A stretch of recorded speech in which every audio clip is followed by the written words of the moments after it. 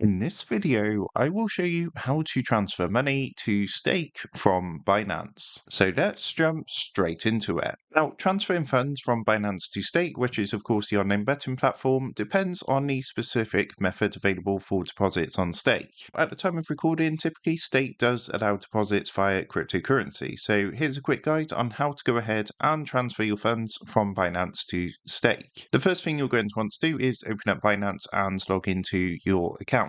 Once you've done that, you want to go to the Wallet tab and select Fiat and Spot to view your available assets. Next, what you need to do is find the cryptocurrency that you want to withdraw. For example, that could be Bitcoin, Ethereum, or USDT. Once you've chosen your cryptocurrency, click on the withdraw button next to your chosen currency. At this point, make sure to choose crypto since stake accepts cryptocurrency deposits, and then enter the amount you want to withdraw. After doing this, what you're going to want to do is get your deposit address from stake. So what you want to do is log into your stake account and then go to the deposit section, which is normally under the wallet or cashier tab. What you want to do now is select the cryptocurrency you want to deposit, which of course is going to be the same one that you are withdrawing from Binance.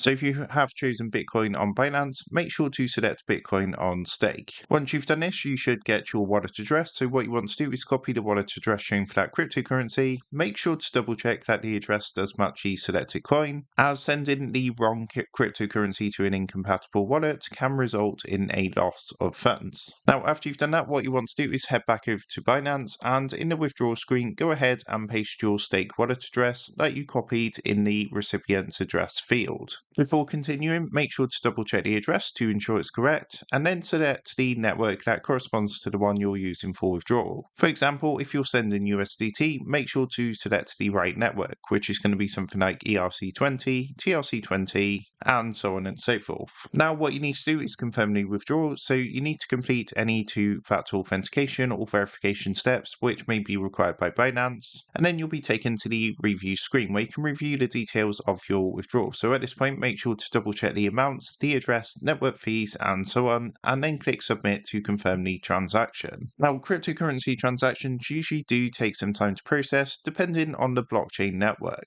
You can, of course, track the progress if you head over to the transaction history section of Binance, but once the transaction is complete, the funds will appear in your stake wallet. At this point, what you can do is check your stake account. So you can go to the wallet or balance section of your stake account to confirm that the funds have been credited. So just a few important tips is to ensure compatibility, so make sure you are withdrawing the same type of cryptocurrency that stake accepts. Make sure to be aware of any network fees when transferring funds, especially if you're using networks like Ethereum or Binance Smart Chain. Now, depending on the blockchain, as mentioned, transfers can take anywhere from a few minutes to over an hour. However, by following these steps, you can now go ahead and successfully transfer your funds from Binance to stake for gaming, betting, or staking purposes. So that is how to transfer money to stake from Binance. With that being said, I hope this quick tutorial did help you out today. And if this did help you out, I would really appreciate it if you was to consider dropping down below the video,